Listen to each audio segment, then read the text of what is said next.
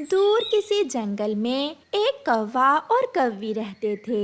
वो हर समय एक दूसरे से लड़ाई करते थे, कभी किसी बात पर तो कभी किसी बात पर। गोरी गोरी, मेरा चश्मा कहाँ रखा है? कहाँ जा रहे हो चश्मा लगाकर? कोई जरूरत नहीं है ज्यादा बन सबर कर बाहर जाने की। मैं अपने दोस्त की शादी पर जा रहा हूँ, तो क्या ऐसे ही चला जाऊँ?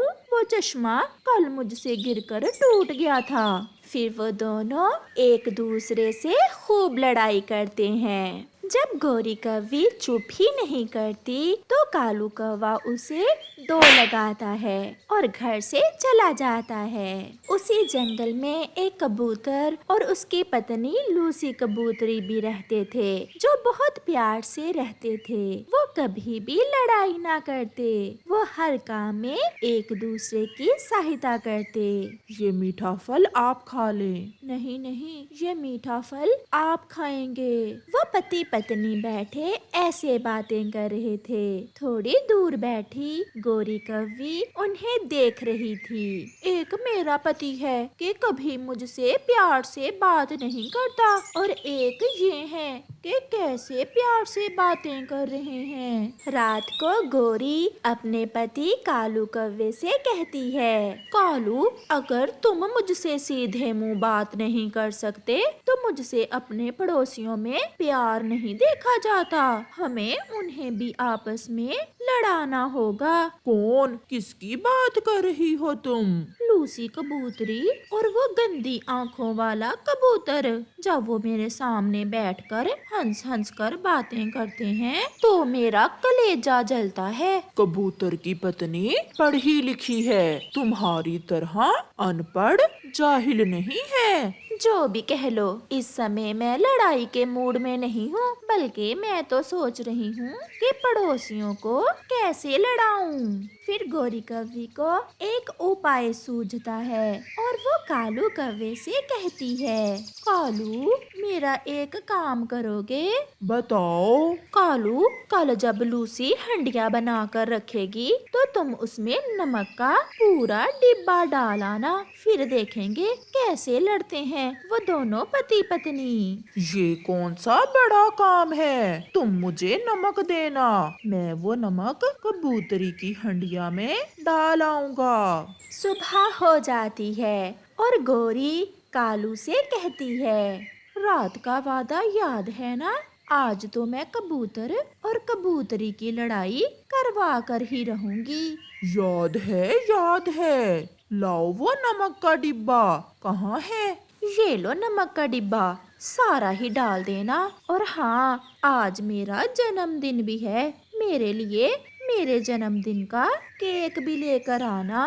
अच्छा अच्छा, अब मुझे जाने भी दो। जब कालू घर से निकलता है तो लूसी और उसका पति घर के बाहर बैठे हुए थे और कालू सोचता है, अभी तो लूसी ने हंडिया भी नहीं बनाई होगी। मैं पहले गोरी के जन्मदिन का केक ले आता हूँ और फिर वापस आकर लूसी की हंडिया में नमक डालूंगा। ऐसे सोचकर कालू चला जाता है। आज मैं अपने पति के लिए दाल चावल बनाऊंगी। दाल चावल? मुझे तो दाल चावल बहुत पसंद हैं। गोरी भी अपने घर के सामने बैठी उन्हें देख रही थी। आज कबूतर, तुम दाल चावल नहीं बल्कि नमक चावल ही खाओगे। आज मुझे बहुत मजा आने वाला है। इन दोनों की लड़ाई देखकर मेरे दिल को ठंड पड़ जाएगी। फिर कबूतर किसी काम से चला जाता है और लूसी खाना बनाने लगती है। वो बहुत स्वादिष्ट दाल बनाती है और चावल भी उबाल लेती है। अब पति जी के आने से पहले पहले मैं नदी से पानी ले आऊं, फिर बाद में दोनों बैठकर दाल चावल खाएंगे। लूसी नदी पर चली जाती है। कालू कौवा भी पीछे पहुंच जाता है। लगता है घर में कोई नहीं है। मैं गोरी के जन्मदिन का केक यहाँ रखकर लूसी की हंडिया में नमक डाल आता हूँ। गोरी बहुत खुश होगी जब कबूतर लूसी की हंडिया में नमक ज्यादा होने पर मारेगा। फिर कालू गोरी के जन्मदिन का केक उस पेड़ पर रखकर लूसी की हंडिया में नमक डालने अंदर चला जाता है। कबूतर भी किसी से कम न था, वो छुपकर सब देख रहा था। तो ये बात है, नमक का डिब्बा डालेगा ये हमारी हंडिया में और हमारी लड़ाई कराएगा।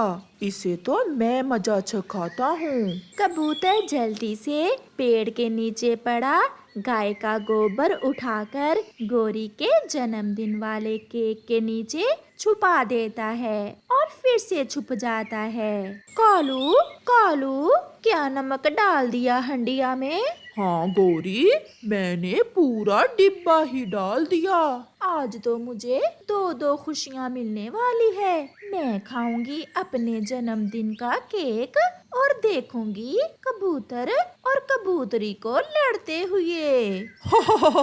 गोरी, गोरी, आज कबूतर कबूतरी को बहुत मारने वाला है। गोरी कभी भी हंसते हुए केक खाने लगती है। वो जैसे ही केक खाती है, छी छी, कालू के बच्चे, इस केक में गोबर है। तुमने मुझे गोबर वाला केक खिला दिया, मैं छोड़ूंगी नहीं तुम्हें। गोरी के हाथ में झाड़ू था और कालू आगे आगे। कबूतर और कबूतरी उन्हें देखकर हंस रहे।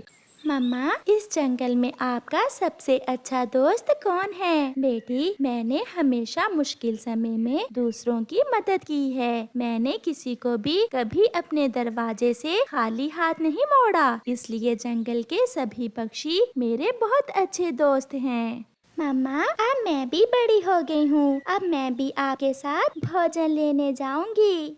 नहीं मेरी जान, अभी 2-4 दिन रुक जाओ। हमें कभी कभार बाहर जाकर बहुत तेज भी उड़ना होता है और अभी आप ज्यादा तेज नहीं उड़ पाओगी। तो फिर 2-4 दिन बाद मैं भी आपके साथ जाया करूँगी। ठीक है बेटी, अब मैं जाती हूँ। मुझे आज भोजन लेने दूर पहाड़ों के पास जाना है। फिर मम्मा चिड़िया अपनी बेटी को घर में छोड़कर भोजन लेने चली जाती है। मम्मा चिड़िया को बड़े पत्थर के पास एक छोटे से पौधे पर फल नजर आता है। मम्मा चिड़िया वो फल लेने वहाँ उतरती है। आज तो गुड़िया बहुत खुश होगी, उसे ये मीठा फल बहुत पसंद आएगा। ये सोचकर मम्मा चिड़िया अभी वो फल तोड़ ही रही थी कि एक पत्थर पहाड़ की चोटी पर सरकता हुआ सीधा मम्मा चिड़िया के सर में लगता है, जिससे मम्मा चिड़िया वहीं मर जाती है। शाम तक गुड़िया अपनी मम्मा का इंतजार करती है, मगर जब शाम के बाद भी गुड़िया की मम्मा नहीं आती तो गुड़िया अपने घर के बाहर निकलकर बैठ जाती है। ये तो रानो चिड़िया है, क्या हुआ है इसे? शायद बड़ा पत्थर लगा है इस बेचारी के। फिर मिठू चिड़िया को वहाँ मरा हुआ देखकर वहाँ से चला जाता है। किसी पक्षी को दूर से आता हुआ देखकर गुड़िया को ऐसे लगता है जैसे उसकी मम्मा आ गई है। आ गई, मेरी मम्मा आ गई है। देखती हूँ आज मेरी मम्मा मेरे लिए क्या लेकर आई हैं। मगर जब पास आता है तो वो तो मिठू तोता था, जो उसे बहुत बुरी खबर देने आया था। मिठू अंकल, आप, मैं समझी मम्मा आ गई हैं। गुड़िया, आपकी मम्मा अब कभी नहीं आएंगी। आपकी मम्मा की मृत्यु हो गई है। मिठू एक ही सांस में गुड़िया को सारी बात बता देता है। नहीं, ऐसा नहीं हो सकता अंकल, मेरी मम्मा मुझे छोड़कर कहीं नहीं जा सकती। मेरी मम्मा थोड़ी देर में आ जाएगी। मगर मिठू वहाँ से चला जाता है। रात हो जाती है, मगर गुड़िया को अभी तक अपनी मम्मा का इंतजार था। वो बैठी रोए जा रही थी। फिर जब अंधेरा बढ़ जाता है तो गुड़िया रोती हुई घर के अंदर चली जाती है। वो सारी रात सो नहीं पाई। अगर मम्मा जिंदा होती तो अब तक जरूर आ जाती। मिठू अंकल सच ही बता कर गए हैं, अब मेरी मम्मा कभी नहीं लौट कर आएंगी। सारी रात रोने के बाद सुबह से थोड़ी देर पहले गुड़िया की आंख लग जाती है। पक्षियों की आवाजें सुनकर गुड़िया उठ जाती है। वो अपने घर से बाहर निकलकर बैठ जाती है। वो इधर उधर देखती है। मम्मा ने मुझे कहा था कि कैसी भी मुश्किल हो, दुख हो या सुख, हिम्मत से काम लेना चाहिए। मैं जिंदा रहूंगी, मैं अपनी मम्मा की खातिर जिंदा रहूंगी, मैं हिम्मत नहीं हारूंगी। अपनी मम्मा की बातें सोचकर गुड़िया अपने घर से निकलती है। खुले मैदान में एक जगह कुछ पक्षी बैठे दाना खा रहे थे। गुड़िया भी डरते हुए उन पक्षियों से थोड़ी दूर जाकर बैठ जाती है। उसे भूख लगी थी मगर वो उन पक्षियों के पास आने से डर रही थी। फिर एक कौवे की नजर गुड़िया पर जाती है। छोटी चिड़िया, यहाँ आ जाओ बेटी, क्या भूख लगी है आपको? डरते हुए गुड़िया वहाँ आ जाती है। आपकी मम्मा वही चिड़िया है ना जो कल पहाड़ों पर पत्थर लगने से मर गई थी? हाँ आंटी, मेरी मम्मा कल मुझे छोड़कर चली गई। चुप कर जाओ मेरी बच्ची, हम पक्षियों की जिंदगी में ऐसे दुख रोज की बात है। ये लो मेरी बच्ची, दाना खाओ, हम सब पक्षी आपके साथ हैं। आपकी मम्मा के हम सबसे बहुत अच्छे संबंध थे, आप खुद को अकेला न समझें। लो बेटी, ये मीठा फल भी आप खा लो। हम रोज सुबह भोजन की खोज में जाते समय आपको साथ ले जाया करेंगे। ऐसे गुड़िया को कुछ हौसला मिलता है। फिर गुड़िया उस दिन बड़ी हो जाती है क्योंकि अब उसे छोटा कहने वाला कोई न था। वो दूसरे बड़े पक्षियों के साथ भोजन लेने जाती। वो अपने घर की मरम्मत के लिए तिनके लाती। ऐसे आहिस्ता आहिस्ता गुड़िया ने सारे काम सीख लिए थे मगर उसकी मम्मा उसे अब भी बहुत याद आती थी क्योंकि मम्मा कब भूलती हैं।